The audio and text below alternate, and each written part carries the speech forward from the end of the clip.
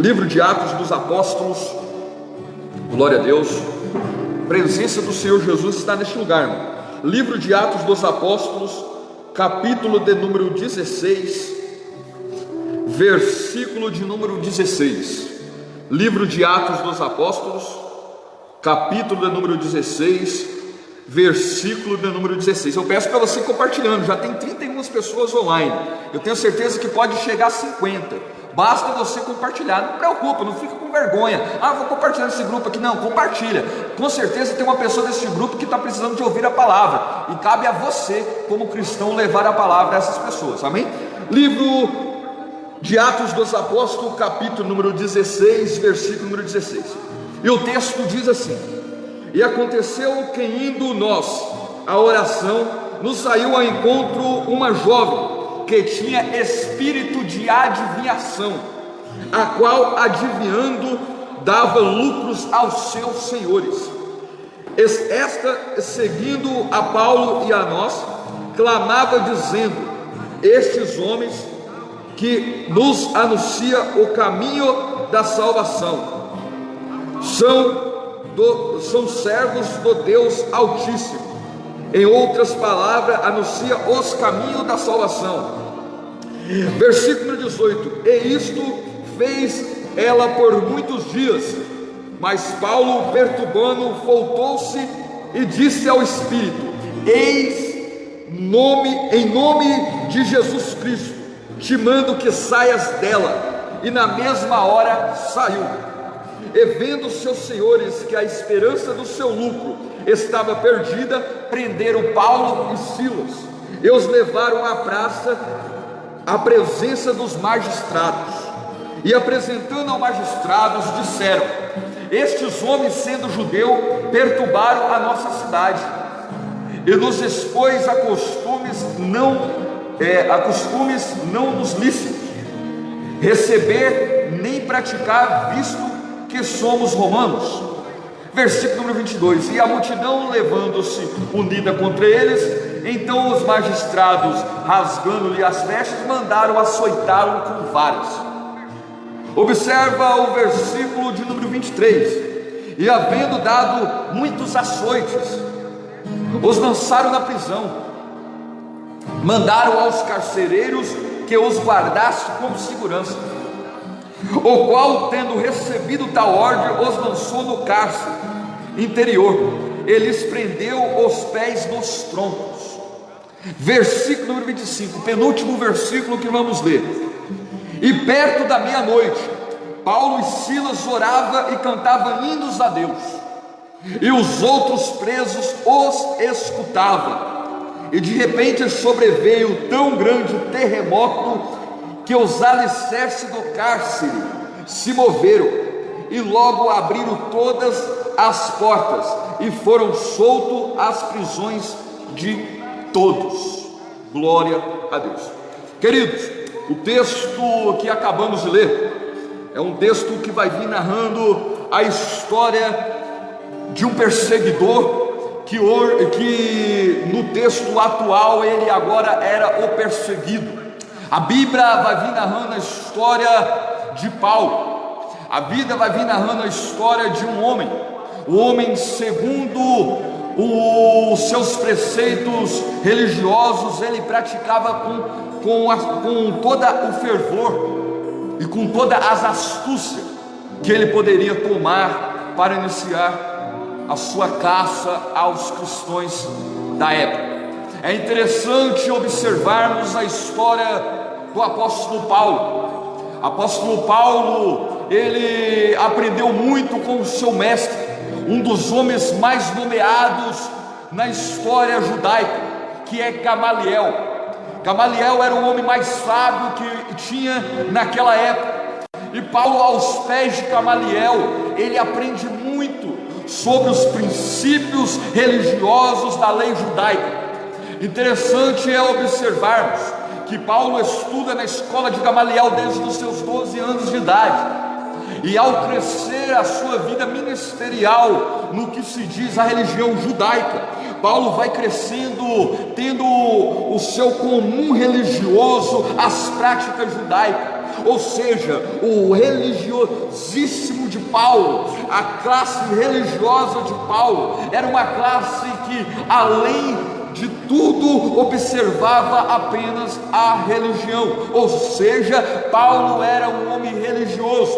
Paulo tinha para consigo a religiosidade acima de tudo, acima de todos. E Paulo observa no seu tempo que existiam-se cristãos, existiam pessoas que pregavam sobre um Cristo que existia. Para Paulo aquilo é uma heresia para o seu tempo. Para Paulo aquilo que se pregava era uma grande heresia, que ele não suportava tal tamanha. Ou seja, Paulo começa a perseguir o povo cristão. Paulo começa a perseguir, a matar, a açoitar o povo cristão. Paulo mesmo esteve no apedrejamento de Estevão. Ele disse que viu o Estevão sendo apedrejado. Mas é interessante observarmos um mártir como Estevão sendo apedrejado, que quando ele estava sendo apedrejado, Estevão, ele vê o céu se abrindo, ele vê o Filho do Homem sentado à direita de Deus, ele vê Jesus sentado à direita de Deus, ele viu os céus abertos. Ali Estevão tinha certeza de uma coisa,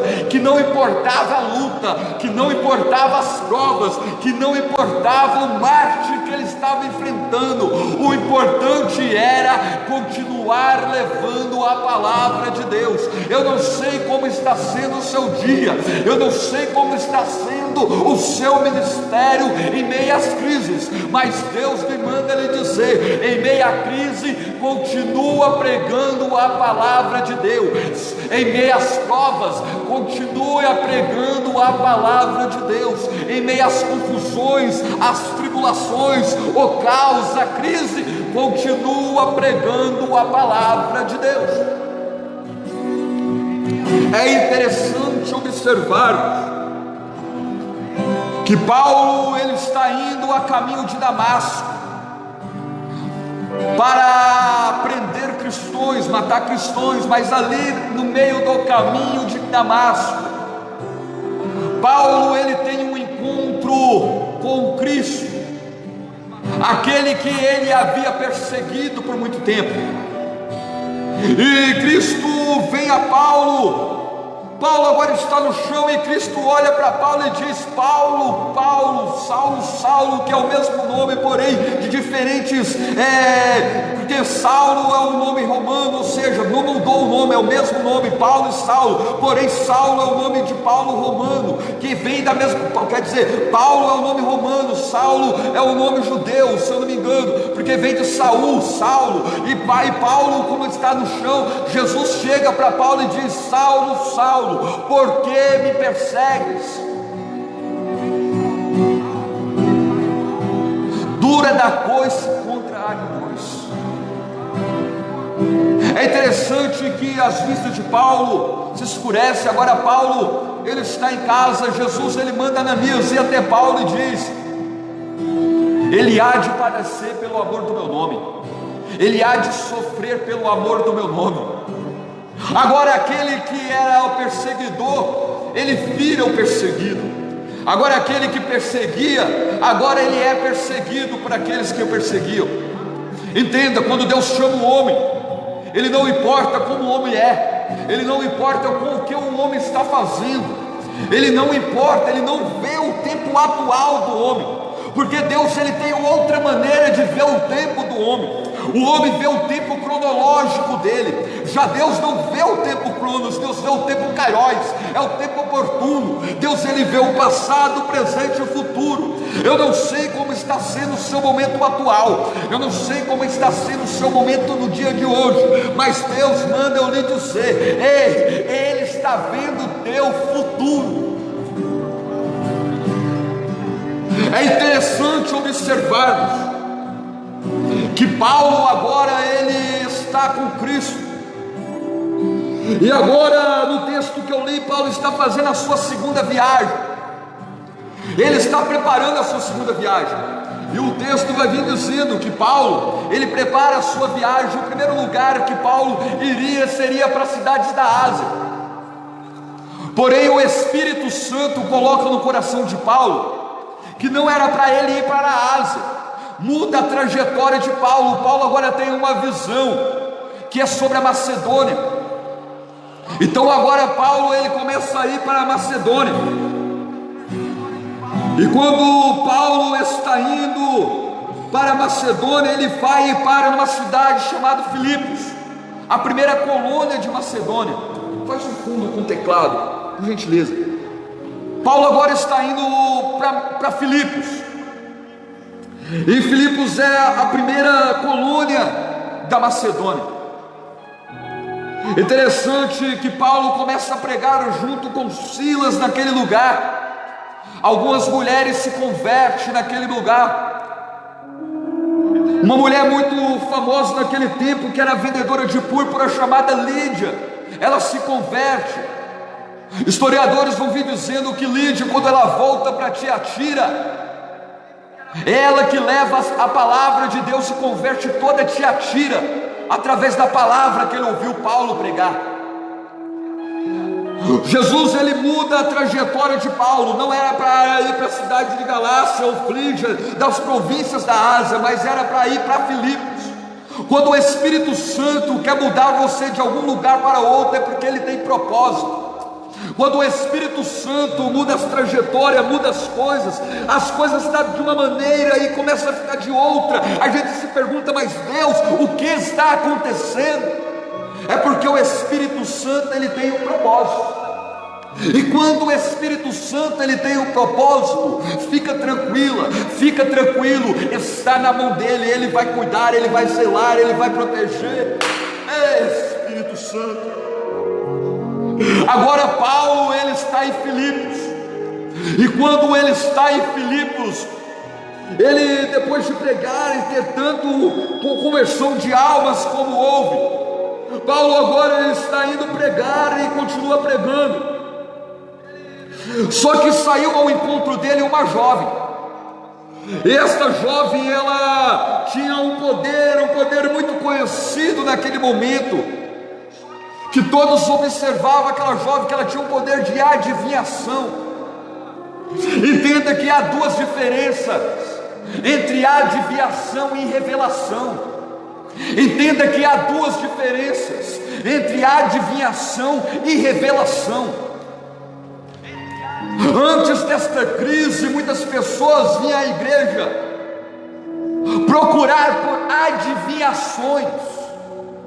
Muitas das pessoas que chegavam aos templos estavam preocupados se alguma pessoa que estivesse pregando, ou alguma pessoa que tivesse alguma unção que ela imaginava que poderia trazer para ela uma palavra futura, ou seja, preocupado com adivinhações.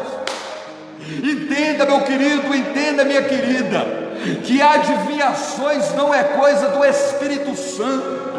Adivinhações não é coisas do trono de Deus.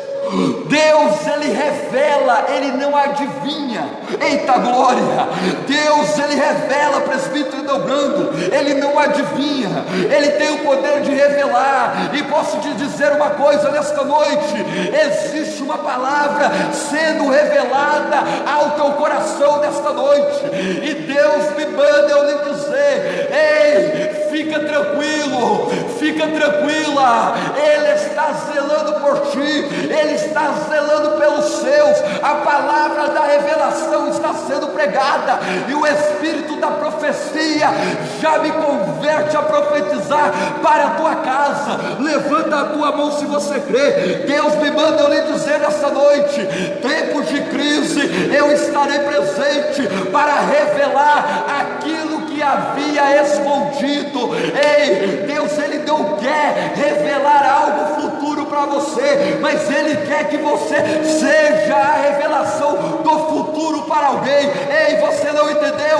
Sabe o que Deus está me mandando eu lhe dizer nessa noite? Ei, eu tenho algo a fazer na tua vida. A revelação que eu tenho para o mundo é a tua história. Lembra da onde que você saiu, lembra da onde que você estava, lembra da onde que você passava, lembra os caminhos de Damasco que você procurava para fazer o mal. Deus me manda eu lhe dizer nessa noite: hoje vem salvação para a tua casa. A revelação desceu, o Espírito Espírito chegou e algo novo vai acontecer. Oh, larabaxalarabasto. Eu sinto a presença de Deus neste lugar. Eu sinto a graça de Deus neste lugar. A presença do Senhor ainda está neste tempo. Agora aquela jovem está com o espírito de adivinhação, e ela está andando no lado de Paulo e Silas e dizendo: aí está homens de Deus que prepara o caminho.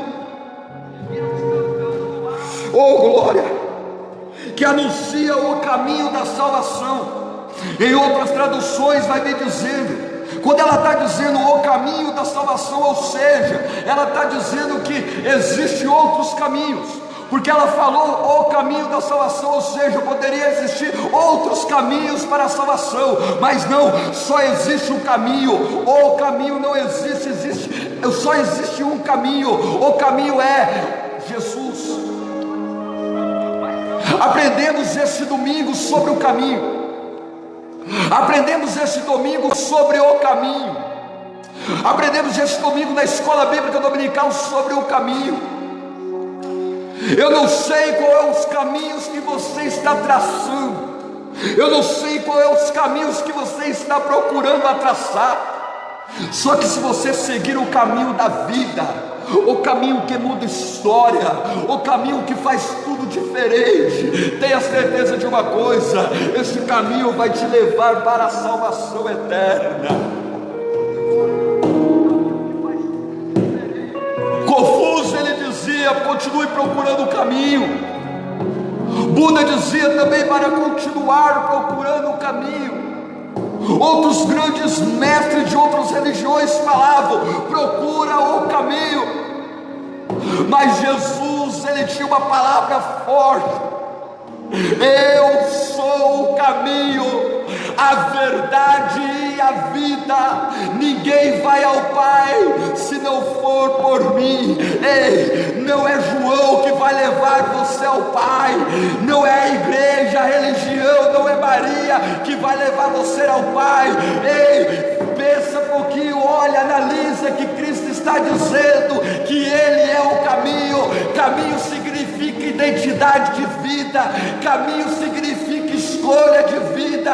Existem muitos caminhos, existem vários caminhos, mas só existe um caminho para a salvação, e esse caminho é Jesus Cristo. Oh, larabaxalarabasto e falarabá. Oh glória! Agora Paulo, ele repreende o espírito daquela mulher. Agora Paulo, ele repreende o espírito que estava naquela jovem, porque tinha homens que ganhavam dinheiro através das adivinhações daquela jovem. Esses homens se iram. Agora eles vão para os magistrados da época e falam: estes homens agora têm que ser presos. Aquela mulher, ela se sai livre de dois demônios que havia na vida dela, de duas lutas que ela havia enfrentado. Duas coisas: ela estava livre daqueles que o aproveitavam, e ela agora estava livre dos demônios que havia colocado nela espíritos de adivinhação. Você acha que o demônio, ele não tem espírito de adivinhação? Ele tem sim, meu irmão. Por isso eu lhe falo que o apóstolo Paulo e Silas estavam ali, eles tinham discernimento de espírito. Peça para Deus te dar discernimento de espírito neste momento de crise. Peça para Deus te dar discernimento de espírito neste momento de caos. Peça para Deus te dar discernimento de espírito neste momento de aflição. O que falta nos dias de hoje, o que falta nos dias atuais, é discernimento de espírito. Porque tem muitas pessoas indo por elo-elo, tem muitas pessoas indo no oba-oba, e as coisas com Cristo não é no oba-oba não, meu irmão. As coisas com Cristo não é no disse que me disse não.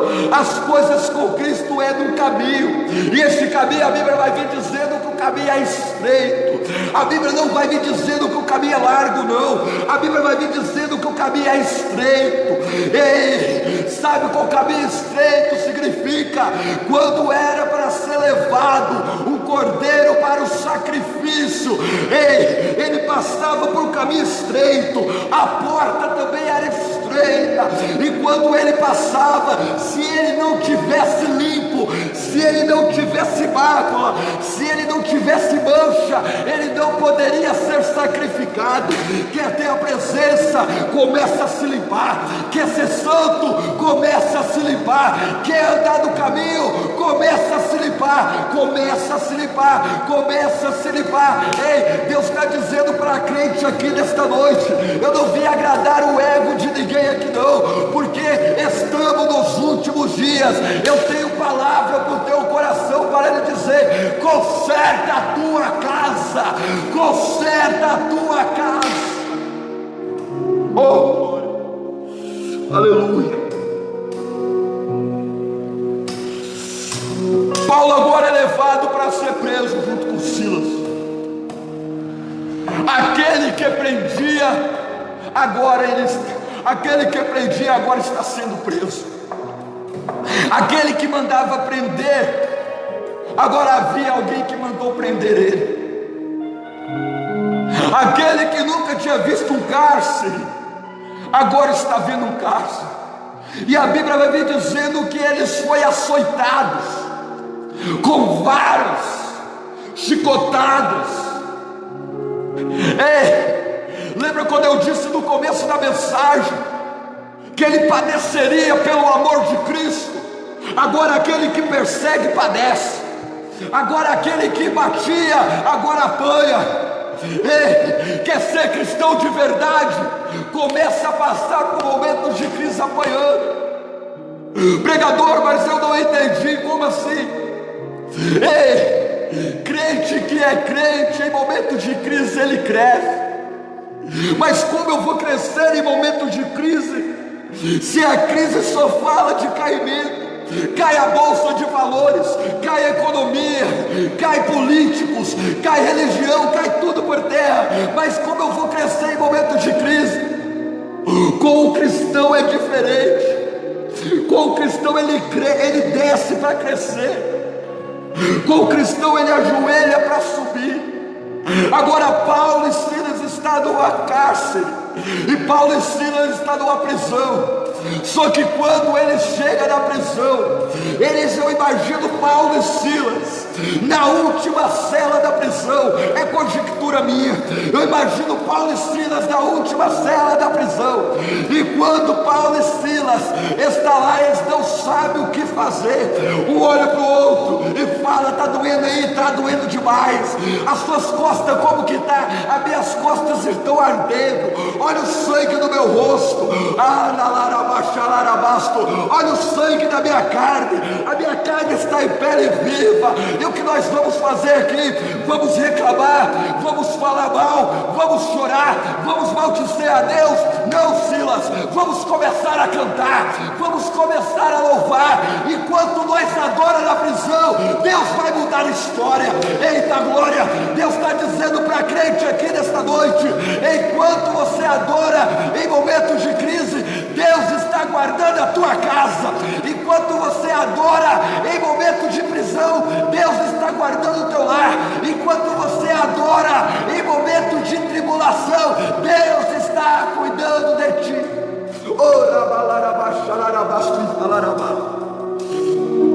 Oh, aleluia. Deus me deu um tema para esta mensagem, e o tema é: prisões não limitam uma verdadeira adoração. Ei, prisões não limitam uma verdadeira adoração. Tem adoração na tua casa hoje?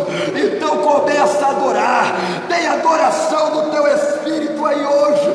Então começa a adorar. Prisões não limitam limita a tua adoração, prisões limitam a tua liberdade. Mas quem disse que precisa de liberdade para adorar?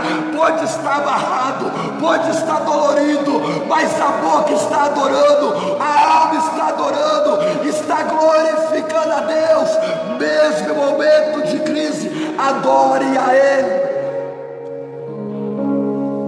Paulo é naquele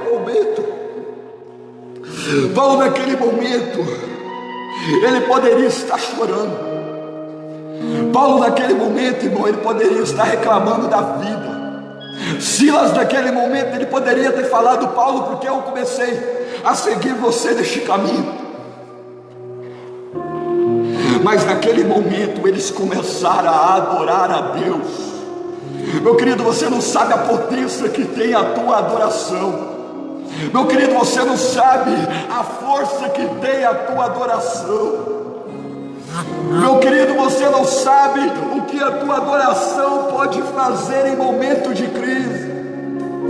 Tem pessoas que neste momento estão deixando de adorar para se prostrar às prisões. Isso é muito forte, entenda. Enquanto você deixa de adorar para se prostrar, você está dizendo para você mesmo: eu sou fraco, eu não consigo. Ei, mas Paulo é diferente. Paulo está em momento de prisões, ele não se prostra, ele adora. Ele está dizendo: ainda que eu esteja fraco, eu estou forte. Sabe por quê? Porque a força não vem do estado físico, a força não vem do estado psicológico, a força vem através de uma unção. Em momentos de crise, quem está cheio da presença de Deus não reclama, não chora, não grita, não fala: meu Deus, tudo vai acabar. Não, está dizendo: pode tudo acabar, mas eu não vou deixar de adorar. Meu Deus, a presença de Deus está neste lugar, irmão Debrando. Tem pessoas através desta live que há pouco tempo pensou em desistir. Tem pessoas que através desta live já pensou em parar, já pensou em jogar a toalha, já pensou em largar tudo. Mas Deus está dizendo nesta noite: continua a adorar, continua a buscar, continua a servir. Paulo, ele está agora na prisão, foi açoitado, foi caluniado e foi preso. Paulo agora está na prisão. Paulo, ele não vive de status, mesmo que muitos o admiram, ele não se preocupa com a sua admiração. Mesmo que muitos dizem: é Paulo, o perseguidor, agora o perseguido, o homem que leva a palavra, o homem que está na sua segunda viagem missionária. Ele não está preocupado com seus status. Tem muitas pessoas que no dia desta crise que está preocupado porque agora não tem mais aquilo que encheu o teu ego, que era status. Entenda que eu falei da jovem que estava adivinhando. Adivinhações daquela jovem movia-se em status. Entenda que pessoas que passaram os tipos da sua obra e preocupavam com seus status, neste momento sumiram. Irmão Debrando, aqueles que se preocupavam com os status, neste momento não está mais aqui.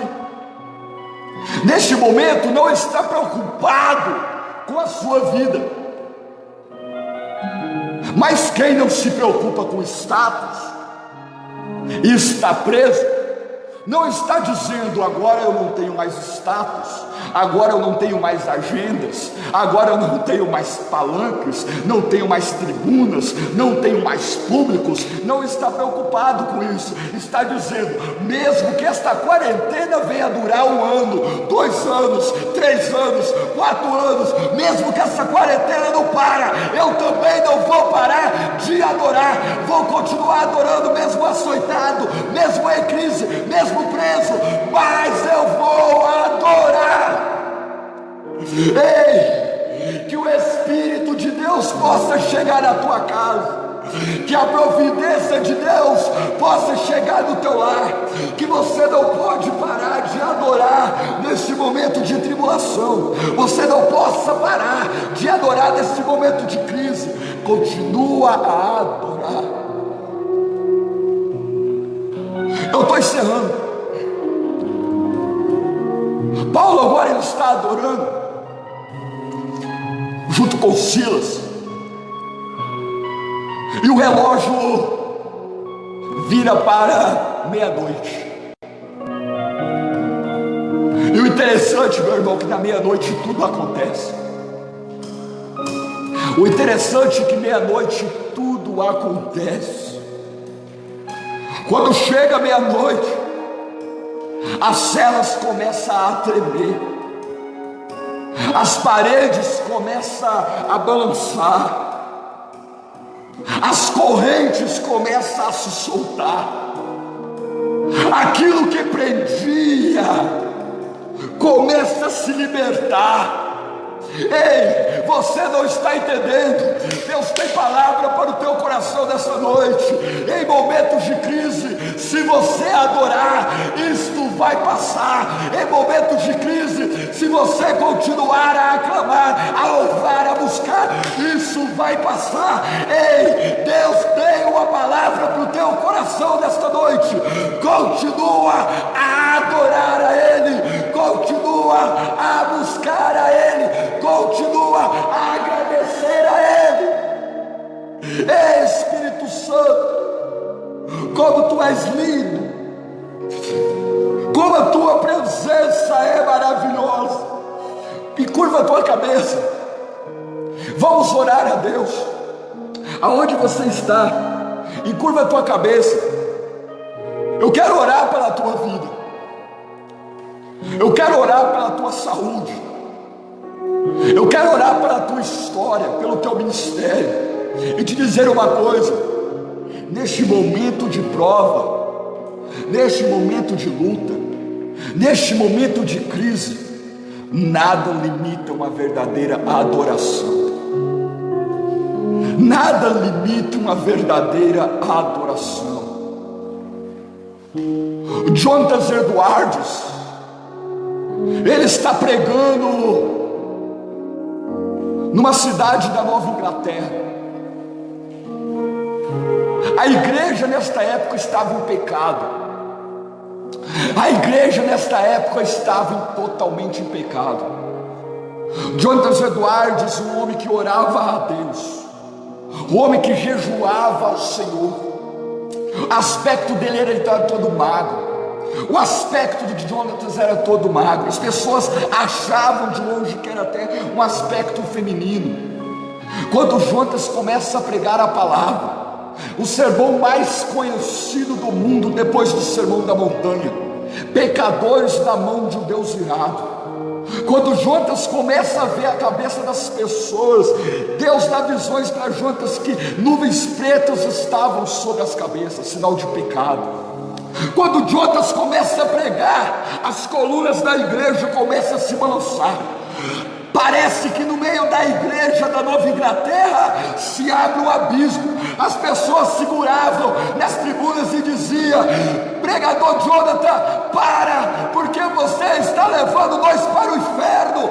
Naquele momento toda a Nova Inglaterra se converte a Deus. Ali surge um grande avivamento. Sabe por quê? Não era pregação de ego, era pregação de quem tinha intimidade com o trono.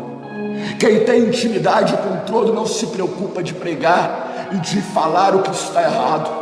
O que leva Paulo para a prisão é que ele fala que aquilo estava errado. O que leva Paulo para a prisão é que ele vê alguém adivinhando. E tem pessoas que acham que a adivinhação é revelação, a revelação vem da palavra. Quando Paulo vê aquilo, Paulo expulsa e ele é preso pelo nome do Senhor. E quando ele é preso, sabe o que ele faz? Ele adora. Então eu peço para você neste momento, aonde que você está neste momento de crise, dobre a tua cabeça, encurva a tua cabeça. Vamos falar com Deus neste momento? Vamos falar com o Espírito Santo. Nós já estamos encerrando. Que tem mais pastores fazendo algumas lives. Eu tenho certeza que algumas pessoas querem ver algumas outras pregações ainda hoje. Mas guarde esta palavra no teu coração. Nada pode limitar uma verdadeira adoração. Prisão alguma pode limitar uma verdadeira adoração. Espírito Santo, como é lindo o teu nome, como a tua presença é essencial para as nossas vidas. Eu digo que é essencial, Espírito Santo, porque tem muitas coisas que para a nossa vida é essencial, só que conseguimos viver sem ela. Conseguimos, Espírito Santo, viver sem uma televisão. Conseguimos, Espírito Santo, viver sem um celular, sem um computador. Chega coisas, Espírito Santo, que podemos até ser mais valiosos para nós. Às vezes, uma roupa, mas conseguimos. Às vezes, um carro, conseguimos. Um emprego, conseguimos. Nós conseguimos, meu Espírito Santo. Às vezes, até ser o alimento, Espírito Santo. Só que uma coisa nós não conseguimos viver. Apóstolo Jesus, Rei Davi, ele diz em um dos seus salmos: alegrei-me quando me disseram, vamos à casa do Senhor. Estamos aqui, Espírito Santo, na tua casa, e eu tenho certeza que a tua palavra chegou no coração de pessoas nesta noite. Eu tenho a certeza, a real certeza e convicção que a tua palavra chegou no coração de pessoas. E como o Rei Davi, ele diz: pode tirar tudo de mim, mas não me retire de mim o teu Espírito. Espírito Santo, tu és tudo que nós temos. Eu me emociono de falar o teu nome, Espírito Santo, porque eu sei que quando estamos tristes, o Senhor nos alegra. Eu sei que quando estamos, Espírito Santo, com problemas, o Senhor nos consola. Eu sei, Espírito Santo, que o Senhor pode chegar na vida de pessoas que estão preocupadas neste momento. Eu sei, meu Pai, que o teu Espírito Santo, o outro Consolador, o Alos Paracletos, possa chegar no coração de pessoas que estão do outro lado desta live e precisando de um abraço. Espírito Santo, quantas pessoas estão morrendo? Quantas pessoas, Espírito Santo, estão chorando pelos seus familiares agora? Espírito Santo, quantas pessoas,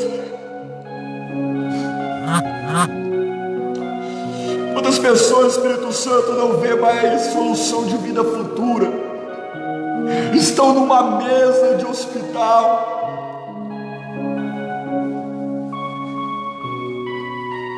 estão numa cama, estão perdendo a respiração, o fôlego de vida, aquilo que o Senhor deu, aquilo que não é nem nosso, aquilo que é seu. Eu só lhe peço uma coisa, Espírito Santo, que eu tenho certeza que é o seu real papel de consolar. Consola essas pessoas. Eu não vou falar de cura, libertação, salvação, porque tudo está no seu controle. Eu lhe peço apenas consolo, que eu sei o que o Senhor faz. Consola essas vidas agora, Espírito Santo. Chega a essas vidas que estão precisando do teu abraço. Dá o teu abraço agora. É o que eu lhe peço, Senhor, em nome do Senhor Jesus. Que o teu nome possa ser exaltado, glorificado e magnificado. Amém. Querido, obrigado por este momento. Obrigado por este momento de poder falar do amor de Deus para o teu coração, de falar do amor de Deus para a tua alma. Eu sei que eu até passei um pouco do horário, mas muitas pessoas que ficaram aqui é porque teve a real certeza que Deus estava falando. Vai para tua casa, fique na tua casa em paz. Tenha certeza, tudo está no controle de Deus.